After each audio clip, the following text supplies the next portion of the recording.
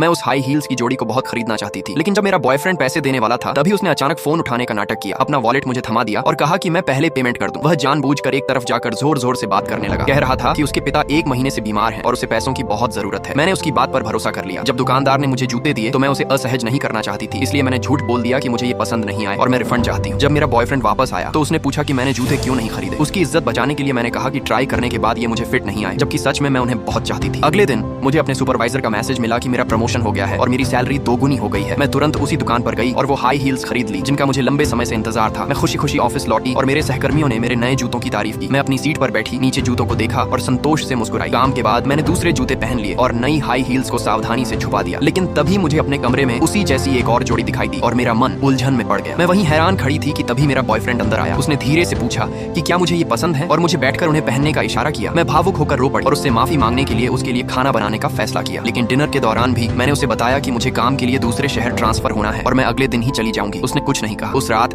जब मैं अपना सामान पैक कर रही थी उसने धीरे से पूछा कि क्या मैं रुक जाऊंगी। मैंने मना कर दिया, यह देखे बिना कि वह अंदर से कितना खुश था। बाद में मुझे पता चला कि वह पहले ही बॉस की बेटी के प्यार में पड़ चुका था। आखिर में मैंने वो हाई हील्स उसे वापस कर दी जो उसने मेरे लिए खरीदी थी। उसे मजबूरी में अलग होते हुए देखती रही, लेकिन फिर भी मैं बिना पीछे देखे चली गई। अगले दिन वह मुझे एयरपोर्ट छोड़ने आया। मैंने वहीं उससे ब्रेकअप कर लिया। उसने ज्यादा कुछ नहीं कहा। मुझे तब पता नहीं था कि वह पहले ही बॉस की बेटी को पाने की योजना बना चुका था और उसे यह नहीं पता था कि यही उसकी जिंदगी की सबसे बड़ी गलती साबित होगी।